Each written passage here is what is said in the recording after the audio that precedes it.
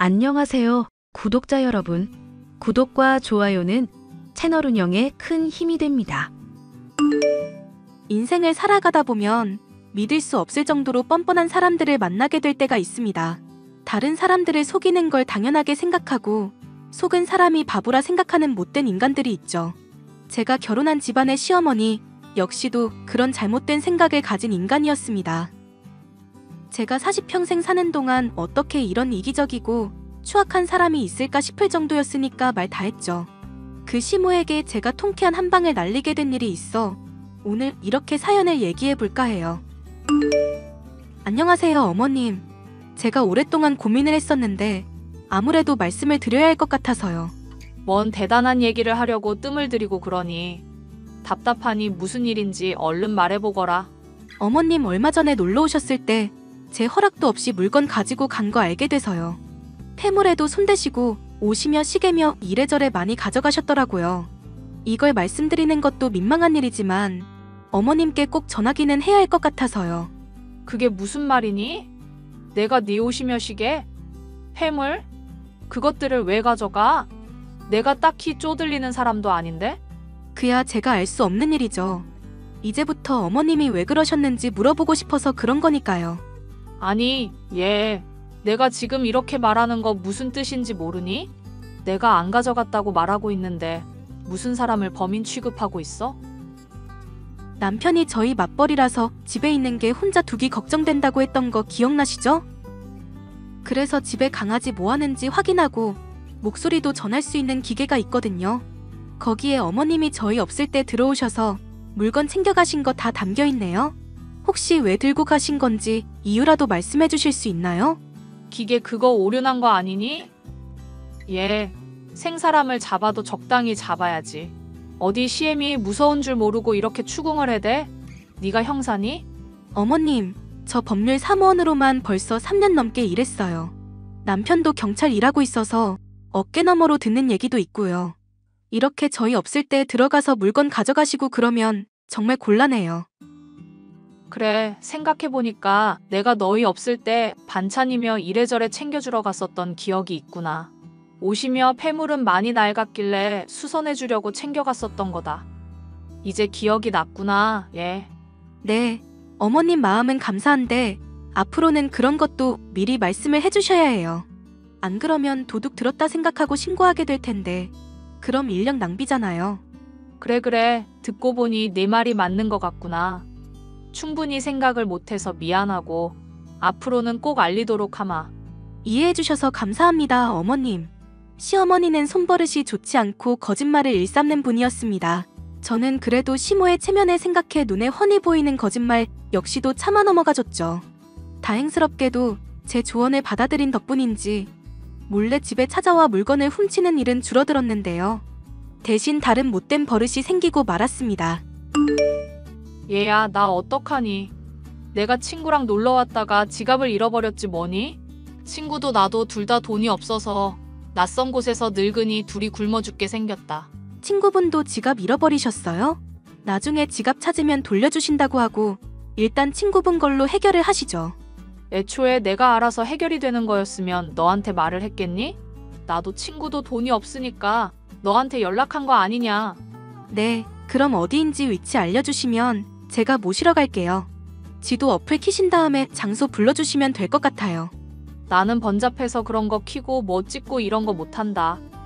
다 됐으니까 나한테 돈으로 보내도록 해라. 아니요, 저 오늘 쉬는 날이라서 어머님이 말씀만 해주시면 금방 갈 수 있어요. 어디쯤인지 말씀해주시고 조금만 쉬면 모시러 갈게요. 친구분이랑 같이 저녁 한 끼 해도 되고요. 여기가 강원도인데 오긴 어디로 온다는 거냐? 됐으니까 돈으로 보내라. 돈은 나중에 내가 갚을 테니까. 어머님, 돈 저한테 갚는다고 해놓고 빌려가신 것만 벌써 500만 원은 되는데요. 이런 일이 한두 번이 아니니까 제가 걱정이 돼서 그러죠. 그러니까 내가 알아서 한다고 하지 않니? 말만 걱정한다고 해놓고 네가 시엠이 의심하고 있는 거 훤히 보인다. 왜? 설마 하니 시모인 내가 너 돈 뜯어먹고 입 싹 닫을까봐 걱정되니? 당장 내일이라도 돈 줄 테니까 그런 걱정하질 말거라. 어머님을 의심하는 건 아니고 정말 걱정해서 드린 말씀이에요. 돈은 금방 붙일 테니까 잠시만 기다려주세요. 허구한 날 거짓말을 하면서 제 돈을 뜯어갔던 시어머니. 당연히 믿을 수 없는 말이라 생각하면서도 저는 돈을 붙였습니다. 어릴 적 어머니가 없이 아빠의 손에 홀로 자랐던 저였기 때문에 시어머니가 가끔씩 보여주는 인정에 목이 말라 있었기 때문이죠. 시어머니 역시도 제가 돈을 붙이기만 하면 세상 둘도 없이 친절하게 저를 대하셨고요. 내가 오늘 너한테 돈 붙였으니까 확인해보거라. 그동안 빌린 돈 아주 깔끔하게 다 갚았지? 네, 어머님. 무슨 돈이 있으셔서 이렇게 또 돈을 다 주시고. 사실 전 그냥 어머님 용돈 삼아드린 거라 생각하고 있었는데요. 얘가 말이나 못하면 믿지나 않지. 너 그동안 어머님 꼬박꼬박 단어만 갖다 붙였다 뿐이지 완전 사채업자 뺨치더구나. 내가 그것 때문에 악몽 꾸다가 너한테 돈 갚은 거 모르니? 에이, 어머님도 무슨 말씀을 그렇게 하세요. 전 그냥 어머님 걱정돼서 그랬던 건데 맘 상하셨으면 제가 맛있는 거 사드릴게요. 사주겠다니 거절은 하지 않는다만 앞으로는 내가 뭐 돈 좀 빌려달라고 할 때 따지지 좀 말거라. 돈 없는 상황에서 힘들 때 딸처럼 생각하는 네가 그러면 정말 심란하니까. 그런데 어머님, 궁금한 게 아버님도 돈 잘 버시는 걸로 알고 있거든요. 그이한테 들으니 건물도 몇 채 있으시다던데 왜 이렇게 돈 쪼달릴 일이 많으세요? 원래 이씨 집안 남자들이 욕심이 드글드글이라 그런다. 나한테 경제권 맡겨놓으면 어련히 알아서 잘 불릴 텐데 날 못 믿고 그러잖니. 못나서 그런 거니 너는 신경 쓰지 말거라. 어머님이 또 재테크에 관심 있으신 줄은 몰랐네요. 내가 또 재테크하면 전문가 뺨치는 수준이다. 나중에 너도 관심 있으면 나한테 돈 맡겨보렴. 한번 생각은 해볼게요, 어머님. 시어머니의 절 대하는 태도는 날이 갈수록 살가워졌습니다. 돈이 필요할 때마다 거짓말로 핑계를 대는 건 여전했지만 돈을 바로바로 갚았기 때문에 큰 문제가 될 건 없다고 생각했죠. 하지만 이 모든 것이 제게서 돈을 뜯어내기 위한 기만이라는 걸 얼마 지나지 않아 알 수 있었습니다. 당신 요즘 엄마랑 친하게 지내고 있던데 설마 돈 보내주고 빌려주고 그런 거 아니지? 어머님이 돈 빌려가시면 바로바로 갚으시고 잘해주시는데 옛날에야 내 돈 빌려가 놓고 안 갚고 그러셨지만 요즘에는 안 그러셔. 당신 왜 우리 아빠가 엄마한테 경제권 안 맡기는지 모르지? 그게 갑자기 무슨 소리야? 달리 뭐 이유라도 있어 그런 거였어? 엄마, 옛날부터 남자든 도박이든 뭐 하나에 미치면 주변 안 돌아보고 횟가닥 눈 돌아가는 사람이었거든. 에이, 친엄마 아니라고 말을 너무 함부로 한다. 우리 신랑. 아무리 계모라도 그런 말 들으면 서운해하실걸? 나도 엄마 어지간하면 정붙이고 좋게 말하고 싶어. 근데 엄마가 이제까지 저절로 온 일이 있는데 어떻게 그러겠어. 아빠 건물 지금 3채인가 되는데 엄마만 아니었어도 5채는 됐을걸? 어머님이 그 정도셔? 거짓말로 아빠한테 이거 해달라 저거 필요하다 맨날 돈 뜯어갔었는데 알고 보니까 도박하고 어디 제비 같은 남자랑 바람핀 거더라. 그때 이혼하겠다는 거 울며불며 매달리고 하도 사정사정을 해서 아빠가 그나마 용서해준 거고. 그렇구나. 그런데 옛날이랑은 다른 게 돈을 꼬박꼬박 잘 갚고 계신데? 만약에 도박에 진짜 뭐 바람이라도 나신 거라면 어떻게 그래? 그때 아빠가 엄마 친구분들한테 대신해서 돈 다 갚아주면서 탄식했던 수법이 있거든? 왜 사기꾼들이 신뢰에 싸울 때 자주 쓰는 수법 당신도 알잖아. 설마 돈 빌리고 갚으면서 점점 액수 늘리는 거? 여보, 나도 그런 범죄 잘 알고 있는데 이건 어머님이잖아. 설마 어머님이 나한테 사기를 치려고? 10년지기 고향 친구한테도 사기쳤던 사람이 엄마야. 내가 엄마 보기 괜히 불편해하는 게 아니라니까? 같이 사는 아빠가 보살이지 보살이야. 남편의 말을 듣고 보니 어째 이해가 가는 대목들이 한둘이 아니었습니다. 초반에 이런저런 핑계며 거짓말들로 제 돈을 뜯어갔던 것부터 집에 몰래 들어와 물건을 가져간 것까지 정상적인 모습은 아니었으니까요. 어쩌면 제게 돈을 점점 많이 빌리고 계신 어머님이 또 도박이나 불륜과 같은 문제에 빠진 것은 아닌가 걱정이 됐습니다. 여보, 아무리 생각해도 나 요즘 어머님 하는 게 점점 걱정되기 시작하거든? 혹시 어머님이 우리한테 뭐 숨기고 있는 건 아닌지 알아볼 수 있는 방법 없을까? 당신 교통 쪽이기는 해도 명색이 경찰이잖아. 경찰이면 경찰이지. 명색이 경찰은 뭐야. 엄마는 그냥 걱정하지 말고 내버려두는 게 상책이야. 괜히 엮어봤자 좋은 꼴 볼 수가 없어요. 그래도 어머님이 전처럼 도박이라든가 뭐 불륜 같은 문제 겪고 있는 거면 어쩌면 누군가한테 협박받고 있는 걸지도 모르잖아. 다 떠나서 어머님 문제 심각해져서 전처럼 배상할 일 생기고 그러면 아버님 속도 상하시지 않겠어? 난 그냥 엄마가 사고한 건 터뜨려서 확 이혼했으면 하는 바람이다. 뭐가 됐건 오히려 당신처럼 생각하면 더더욱 파헤쳐봐야 하는 거 아냐? 아빠 잘 뵈러가지도 못하고 우리는 우리 사는 걸로 바쁘잖아. 괜히 깠는데 큰 건 나와서 이혼이라도 하게 되면? 솔직히 이혼했으면 쉽긴 한데 한편으로는 아빠 불쌍하기도 할 것 같아서 그래. 그게 걱정이었어? 아버님처럼 중후한 분은 또래 나이 여자분들한테 인기 많어. 요즘에는 황혼 이혼, 황혼 재혼도 옛날처럼 드물지 않다더라. 몰라. 그럼 당신이 도와달라는 거 있으면 말해봐.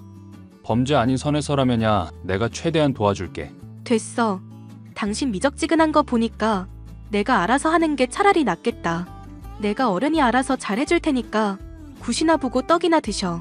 시어머니가 아주 큰 잘못을 저지른 게 아닌 이상 저는 용서하고 묻어줄 생각이었습니다.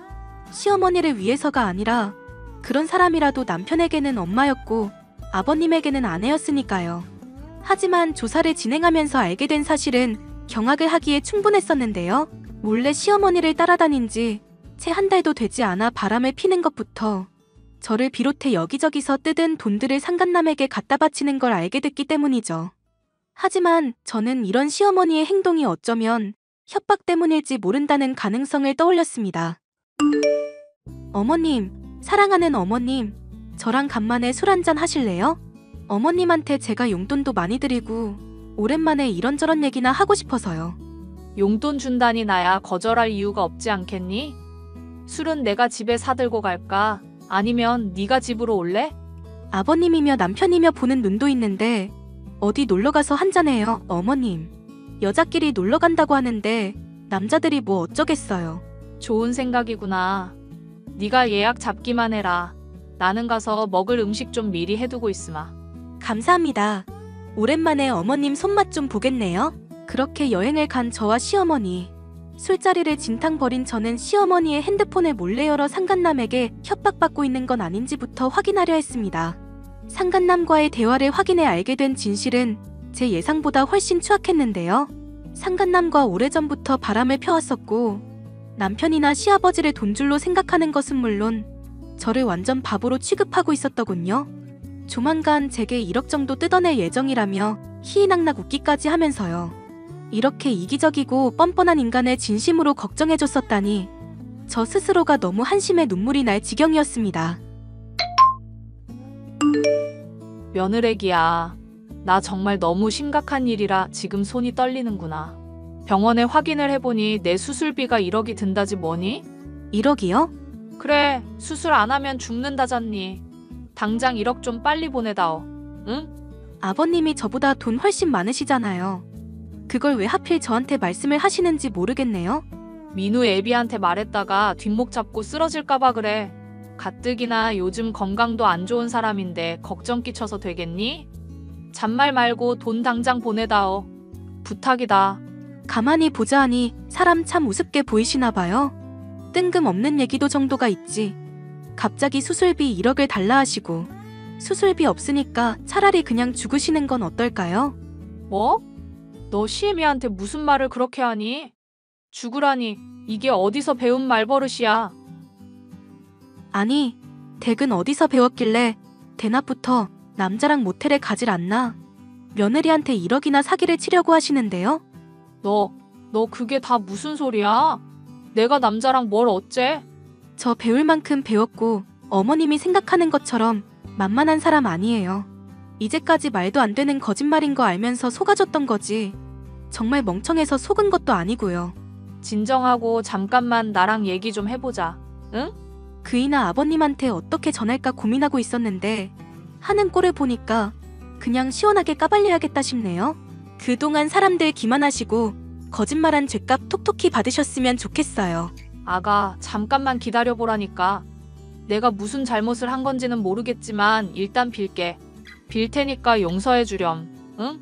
마지막까지 잘못을 인정하지 않고 뻔뻔하게 굴던 시모.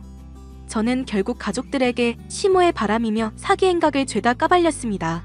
시아버지는 이 일을 알게 되자 노발대발하시며 당장 시어머니를 내쫓으셨죠. 시어머니는 무릎을 꿇고 손이 발이 되도록 빌고 또 빌었지만 소용없는 일이었습니다. 두 번째 주어진 기회를 뻥 차버리고 오랫동안 사람을 기만해왔으니 죄의 대가를 받아야 했죠. 사기꾼이나 다름없던 시몬은 결국 상간남과 함께 감옥에 가게 됐습니다. 파헤쳐보니 상간남과 함께 시아버지의 재산을 몰래 빼돌린 것부터 이래저래 저지른 죄가 많았기 때문이었습니다. 시아버지는 결국 시어머니와 이혼하게 됐고 한동안은 많이도 적적해 보이셨는데요. 다행스럽게도 최근에는 좋은 분을 만나 교제를 해나가고 있는 것 같습니다. 이런 시련을 겪고 나니 세상에는 기회가 주어짐에도 뉘우칠 줄 모르는 뻔뻔한 사람들도 있구나, 그런 생각을 하게 되었는데요. 사연을 듣는 분들의 주위에도 이런 뻔뻔한 사람들이 아마 있으리 생각이 듭니다. 거짓말을 하고 뻔뻔한 사람들에게 받은 상처가 있으신 분들에게 제 사연이 조금이나마 위안이 되었으면 좋겠습니다.